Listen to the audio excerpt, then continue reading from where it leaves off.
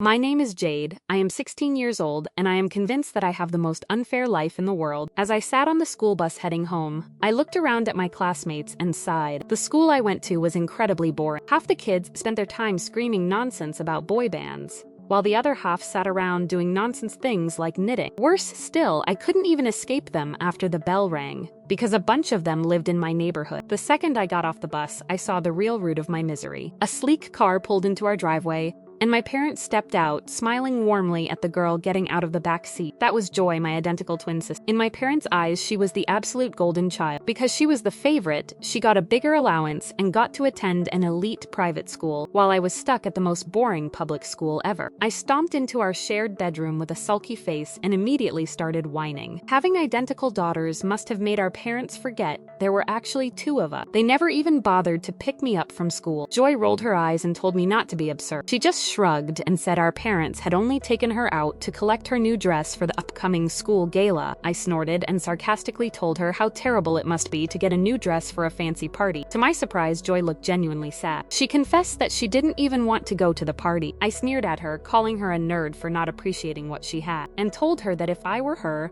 I would make the most of every single second at that elite school. Joy fired back, stating that if she were me, she would just enjoy my completely pressure-free life. We both fell silent, staring into the void and sighing over our tiring lives. Suddenly, Joy turned to me, her eyes lighting up with an idea. Her voice bubbled with excitement as she asked if I wanted to actually be her to go to her school, use her things, and attend that fancy gala. I realized it was a brilliant idea. Why had we never thought of this before? I would get to live her glamorous life, and she would take my dull one. It was a perfect plan. The next morning, I stepped onto the campus of Joy's school and had to force my jaw shut. The place was enormous. I tried to keep my cool as I navigated the endless polished hallways in search of Joy's locker. When I finally found it, I noticed a group of girls waving me over. Unlike my boring sister, they looked incredibly glamorous and were decked out in branded clothes. I figured these must be Joy's besties, Ruth, Nora, and Nell. Hanging out with them made me realize what a massive power group they were. Wherever we went, all eyes were on. Random students handed us snacks, saved places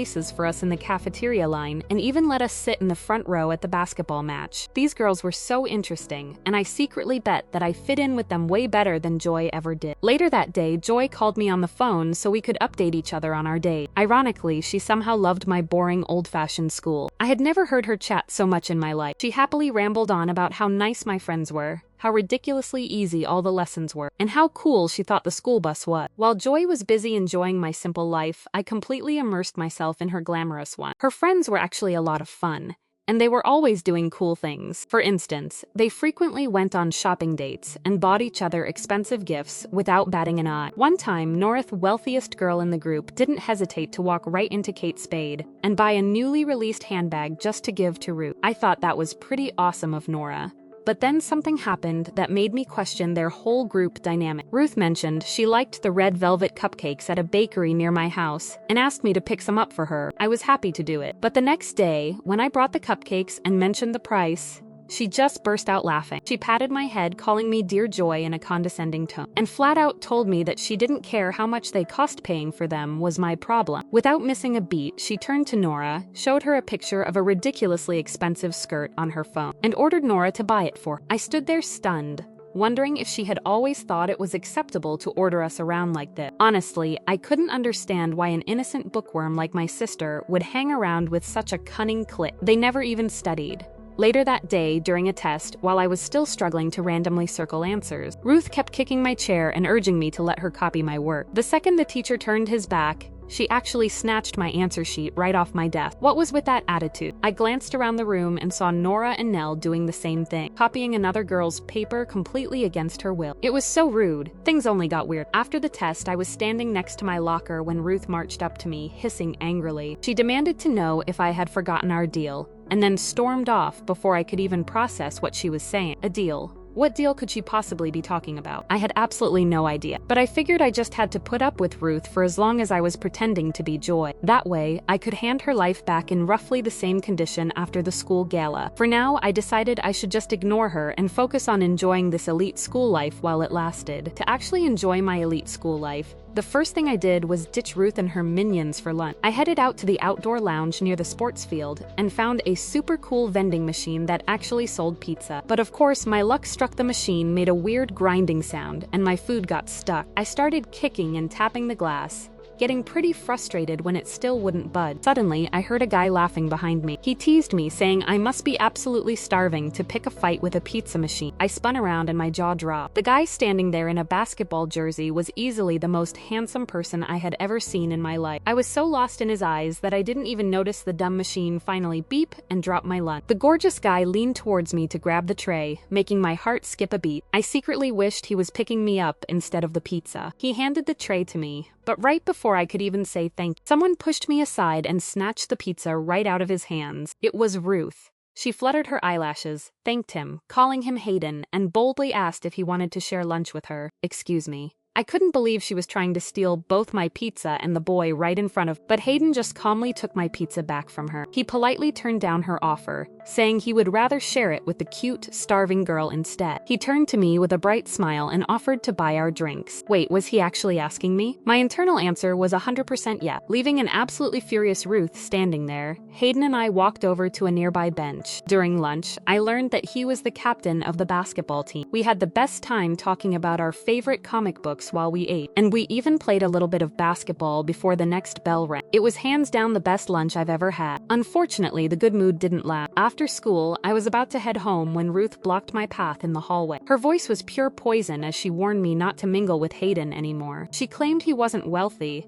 and that their group had high standards about who deserved to be around them. Then she just marched off. I stared after her in disbelief. She had been swooning over him just a few hours ago, but the second he turned her down, she suddenly decided he wasn't worthy. Her toxic mindset really didn't sit well with me. When I got home that afternoon, I immediately told Joy everything that had happened with Ruth and Hayden. Instead of taking my side, she looked worried and told me I should actually listen to Ruth. She claimed Hayden must be bad news. I was frustrated and asked why she cared so much about what Ruth thought, pressing her about this mysterious deal they had. Joy just sighed heavily, told me it was none of my business, and begged me to stay away from Hayden so she wouldn't get into trouble. Those vague hints were seriously agitating me. But whatever this deal was, I wasn't going to let it get in the way of my blossoming romance with Hayden. The next day at school, I was in a great mood because Hayden and I had arranged to meet at lunch again to play basketball. I excitedly walked out of my art class just as a girl tripped and dropped her painting supplies all over the floor right at my feet. I immediately crouched down to help her pick them up. Suddenly, a boy's hand quickly covered mine. Just a second before, someone's foot stomped hard down on our hand. I looked up and saw it was Ruth. She had intentionally tripped the poor girl just to have an excuse to hurt me, but Hayden had gotten there just in time to block her. He angrily demanded to know what she thought she was doing. Caught red-handed, Ruth looked completely embarrassed. She couldn't do anything except shoot me a spiteful glare before storming off. Hayden completely ignored his own swollen hand and just kept worriedly checking to see if mine was okay. I couldn't believe he took that hit for me, he muttered,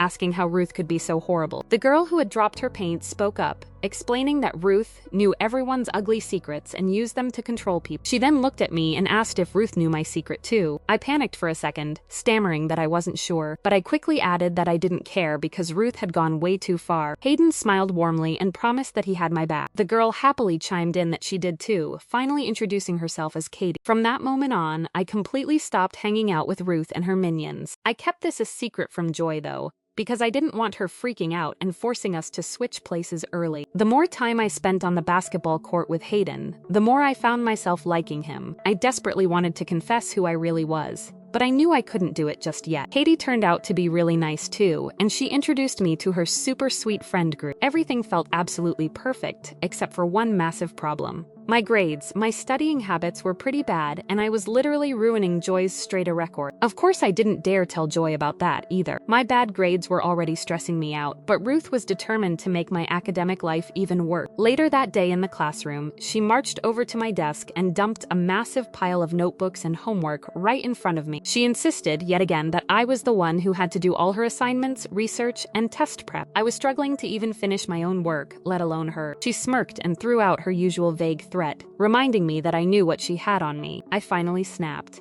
I jumped out of my seat, angry, and loudly demanded to know exactly what she had and what all these threats were actually about. Ruth looked completely stunned to see me talking back. I had officially had enough of her games. After class, she was waiting by my locker and silently signaled for me to follow her into the equipment room. Finally, I was going to find out what my supposed secret was. Once we were alone, she pulled out her phone and played a video. My stomach dropped. It clearly showed Joy sneakily checking her notes under her desk during an exam. My perfect sister had actually cheated. Ruth smugly pointed out that if the principal saw this clip, my precious scholarship and excellent student title would be gone forever. So this was exactly how she manipulated Joy, and probably how she controlled everyone else in her group. I pushed down my panic and asked if she really thought a video like that would scare me. She confidently replied that she didn't just think it, she knew it, because I wouldn't want to lose everything I had worked for. I looked her dead in the eye and told her she was the one who was going to lose. I told her to do whatever she wanted with the clip because I honestly didn't care. With that, I turned and walked away, leaving her standing there fuming. To be completely honest, walking down that hallway, I was terrified. I knew how much test scores and academic transcripts meant to Joy. I was practically shaking, wondering if my stubbornness had just destroyed my sister's entire future. After my last class of the day, my worst fear came true. The principal called me into her office and played the exact same video of the math exam. She expressed how deeply disappointed she was, especially considering my horrible grades recently. She even questioned if my poor academic performance was because I was too caught up in my dating life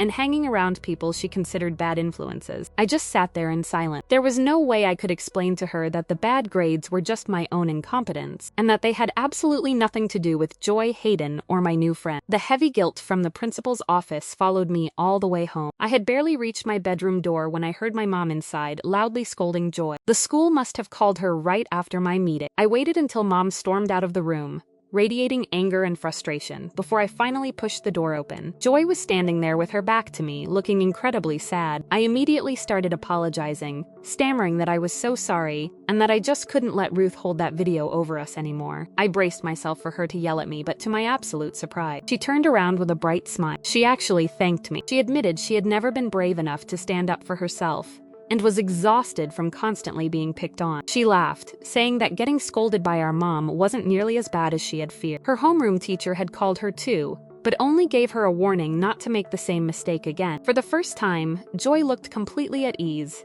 relieved that she didn't have to be the perfect daughter anymore. She finally opened up about the immense pressure she was under. She told me she had gotten so sick from studying before that math test that she panicked. Terrified of getting a bad grade, she cheated, and Ruth had caught her on camera to use as blackmail. Now that everything was out in the open, we finally understood each other. We decided to team up and teach Ruth a lesson so she would stop manipulating people. For the next few days, we spied on Ruth and secretly recorded her. It turned out she wasn't wealthy at all. Every single brand name item she flaunted had been extorted from the victims she called her friend. I even managed to film her forcing the top students to do homework and essays for the rich kids, while she just sat back and collected the cash. I was completely ready to post the videos online and ruin her, but Joy stopped me. She pointed out that doing that would make us just as bad as Ruth. Instead, my surprisingly mature sister came up with a much better idea. She sent the videos directly to Ruth and demanded a trade. If Ruth deleted every single piece of blackmail she had on all the students, we would delete our footage of her. Left with absolutely no choice, Ruth obeyed. I couldn't help but feel incredibly impressed by my twin. The night of the school gala finally arrived, marking my last day living Joy's life. I wanted to make the most of it before handing the reins back to my sister. Honestly, I found myself actually missing my normal school and my regular friend. But my biggest worry was Hayden. I had no idea if he would still want anything to do with me once he found out I had been lying to him the whole time. While looking around the ballroom for him, I noticed a group of mean girls mocking Ruth for wearing a dress that was much cheaper than theirs. Even after everything,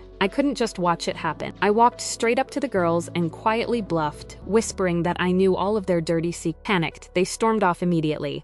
Ruth gave me a shy, surprised look, mumbled a quick thank you, and hurried away. Right at that moment, a warm hand gently clasped mine. It was Hayden. He smiled and told me I was incredibly cool for doing that. I nervously pulled away a bit, admitting that I wasn't that cool, and told him I had something serious to confess. I led him outside, away from the loud party, and poured my heart out. I told him everything, from how I had swapped identities with my twin sister out of jealousy, to how my childishness had practically ruined her perfect school life. He listened quietly, and when I was finally done, he shook his head. He told me I hadn't ruined anything, and that I had actually made things a lot better for everyone. He looked at me intently and asked to clarify one thing. He wanted to know if the girl from the pizza vending machine until now had always been me and not Joy. I nodded, confirming that it had been me all along. A huge smile spread across his face as he said that was all he needed to know, right before pulling me in for the best kiss of my life.